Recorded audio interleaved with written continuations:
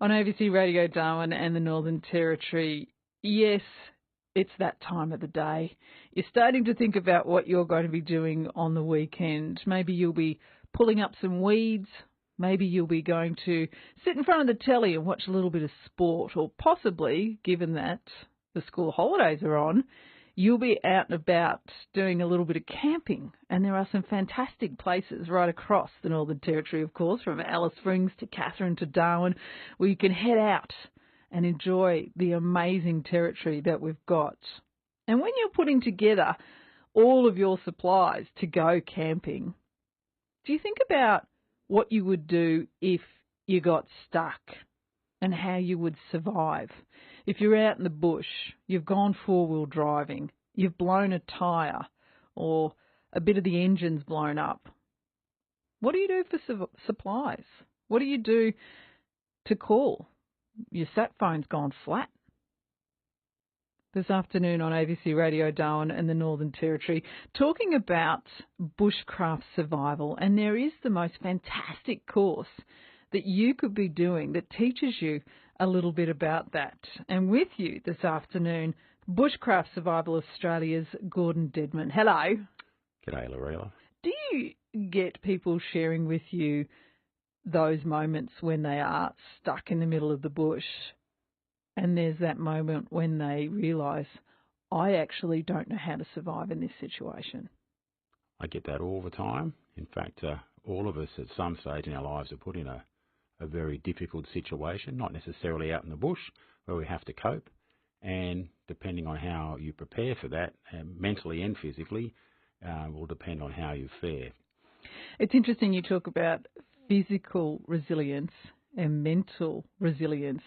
For you, you provide a course that provides that physicality, things that you can actually do around you in a bush setting. Take me to a place here in the Northern Territory where you might start this course. Not too far in the Howard Springs area of Darwin. And a lot of people go out four-wheel driving into very remote areas.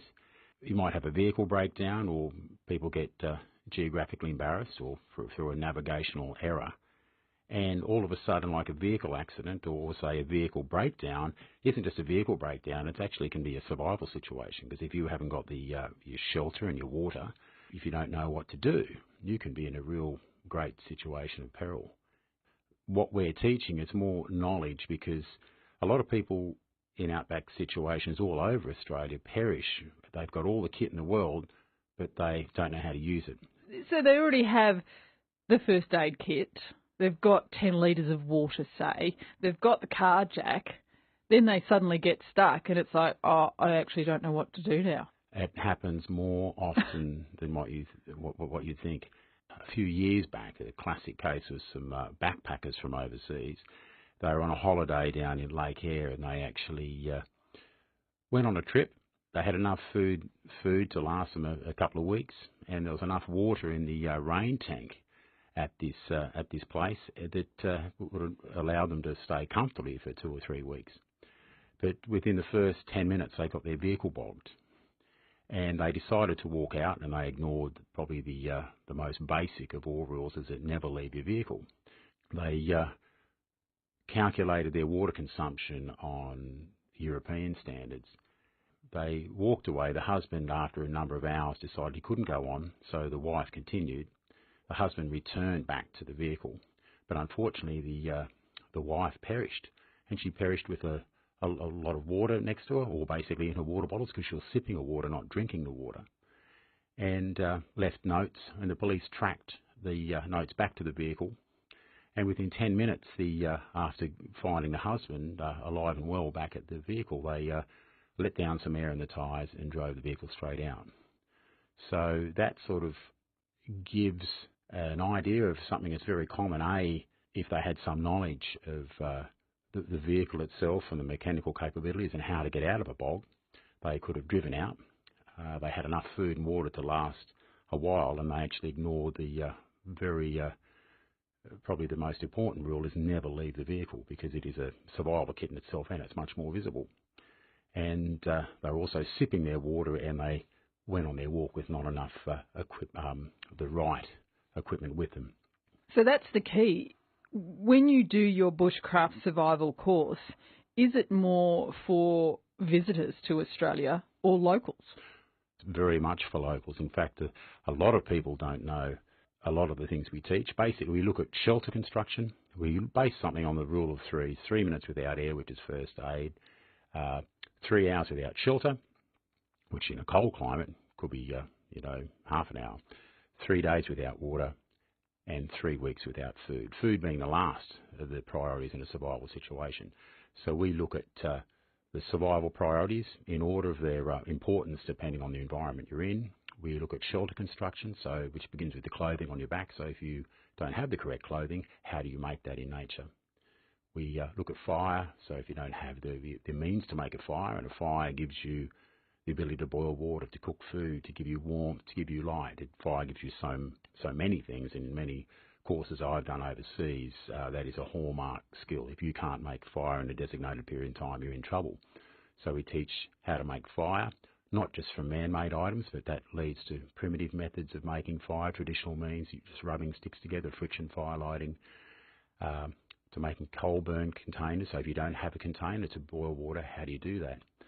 So as well as navigation, how to navigate without a map and compass, using shadow sticks, using the sun, using celestial means.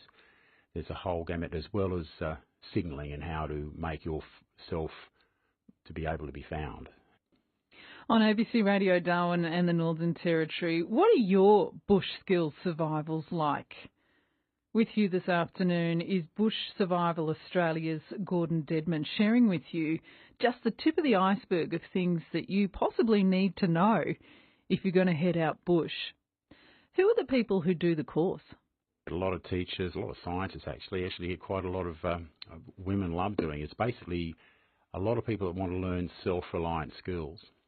And even though it's the word survival, survival is actually a very small part of bushcraft. Bushcraft is far more encompassing. That's more like long-term self-reliance in the bush and using the bush to help you. So a lot of people, by learning these skills, it actually makes them appreciate nature a lot more, therefore respect it and look after it. There's a lot of, reality TV shows that sort of depict man against the wild, but real bushcraft, and that is exactly the opposite. It's actually using nature and working with nature. Gordon, what's your background? Why is it that you know so much about bush survival? That's a very strange one. I've led a very mixed. I have a very mixed lot of skills. I was in university in Sydney. I used to be a professional trumpet player in Sydney, and I work overseas as a trumpet player for Cunard on the Queen Elizabeth and Queen Mary too, and I do that regularly as well. Concurrently with that life, and as a music teacher in Sydney, I joined the Australian Army back in the 90s, in the Commando Regiment, and so I had a passion for outdoor life. I grew up doing all that stuff in the bush, and over the last 10 years, I've been, with my working overseas with the shipping companies, I've been doing bushcraft survival courses all over the world with a number of different teachers. And it's been a passion of mine since a small boy. So I've immersed myself in many, many courses. And I moved to Darwin about 3 years ago. I transferred from the last army unit I was in to North Force.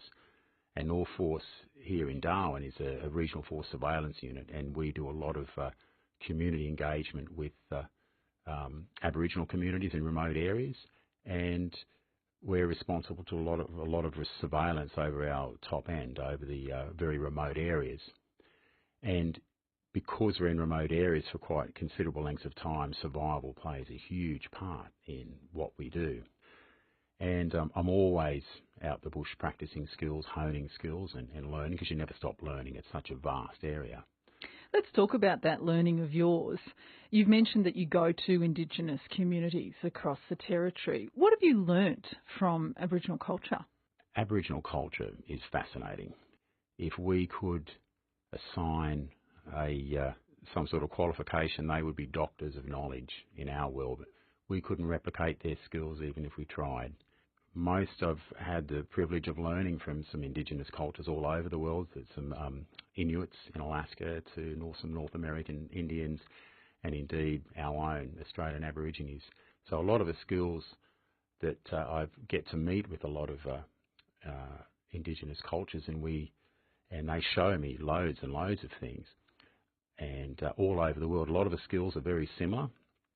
Can you share a skill that you found was similar from Canada to America to Australia? Okay, if we look at fire lighting, for example, the rubbing of sticks, French Polynesians use a technique called the fire plough, which is, if anyone's seen Tom Hanks's Castaway, you see a stick being rubbed against another stick in its simplest form. Quite a simple technique, but in essence, but very, very difficult to master. The North American bow drill is another similar method of rubbing sticks together, but using a bow and cordage. The traditional method in Australia was a hand drill, but that was also used in French Polynesia and also by a lot of the Indians in North America. That's just required using the hands to rub a stick at a very fast speed, creating enough friction, enough heat to create a burning coal, which is then transferred to a tinder bundle, which can be blown into flame. So there's those sorts of techniques which are very, very similar, some exactly the same. The Bushmen of the Kalahari also use the hand drill. On ABC Radio Darwin and the Northern Territory, how are your survival skills now? Sharing with you Gordon Dedman, the ideas of being out in the bush and how you can survive for a lengthy period of time using really basic skills, but would you be able to do it? Have you actually had a situation, Gordon, where you yourself have been stuck somewhere and, as you say, the environment isn't your enemy, but you've had to embrace it and use it to survive yourself?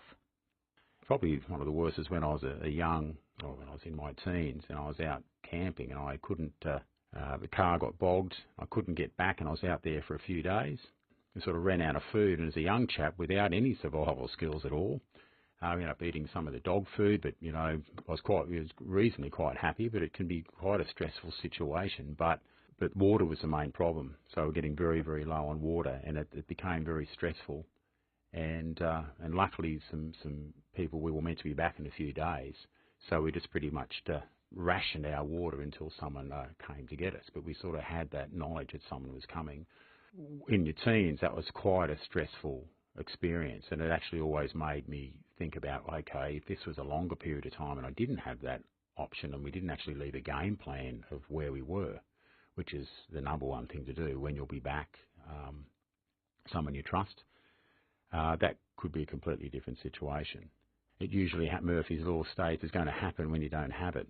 So a knowledge weighs nothing, so having that up here is it really gives you the confidence to know what to do. So if you don't, obviously the most important tool is some form of cutting tool, a knife or a machete or something like that. But if you don't have that, you need to find some way of manufacturing that in nature, and that can be quite difficult depending on the resources available and your knowledge, as is something to make fire, some form of shelter, some form of metal container and some form of cordage. They're pretty much the top 5 items in a survival situation. Those things in miniature in all the commercial survival kits you buy, and some of those are gimmicks, but it's the knowledge of how to use those, and if you don't have them, how do you create them? A lot of people, actually, the most common type of people that get themselves into trouble are not the people that go out setting off into the bush for a long period of time. It's the ones that go for a day hike, just for a short period of time, think, I'm only going for a few hours, I'll be right. They either get themselves lost, or the vehicle's broken down, get themselves turned around. They're running around trying to find their way back to the car, say into dark. And in a cold environment, sort of run around, you start to sweat. They're wearing the wrong clothing, you start to sweat. They either sprain an ankle or fall over a cliff or something like that. Or probably the most common way is that they start sweating, they're wearing cottons or something like that. That cotton stays wet and they die from hypothermia during the night. And that's probably the most common, where if they learn to stop, think, orientate and plan, stop what they're doing, think about their situation, take stock of it, and make a plan, which could be, right, I've got to stay here the night. I have to make a fire. I have to do this, this and that. And tomorrow I'm going to climb this hill to get a high vantage point to see where I need to go. And there's an English backpacker a couple of years ago that was up in the Northern Territory that went for a jog one morning. He was only going to go for 20 minutes. But he got himself turned round somehow, lost. 3 days later, they found him again. He was just on the verge of death from dehydration. And the only reason they found him is he had orange-coloured boxer shorts underneath, and he'd taken them off and stuck them in a tree. And if it wasn't for those boxer shorts, they would never have found him. So the moral of that story is wear brightly coloured orange boxer shorts. But good signalling device. Gordon Dedman, Bushcraft Survival Australia. It's a fascinating story, and given that we are smack now in the middle of the school holidays, I was actually going to ask you for your couple of top tips when you're out and about, as you say, whether it's going for a jog or heading out for a day walk down Larapinta Trail. The top tips will be, A, if you're going to go anywhere, let someone know where you're going to go and when you'll be back. Take sufficient equipment with you, and that should be number one in our climate, water, at least 2 litres with you. We work on a litre of water per hour. Drink your water, not sip it. So we ration our sweat, not our water. Adequate clothing, because if something is to happen, even though we're in the cool period of time, it's very hot during the day, but it can get pretty cool at night. And better to go for, especially the younger ones, go with someone else. Always go with someone else. If you've got someone else you can travel with, that's very, very important. And if you've got some form of shelter, and a game plan. That's probably the top 3 things you can do. I may never leave my house again. Gordon, thank you so much for sharing this afternoon. It's fantastic. Pleasure, Lyrella.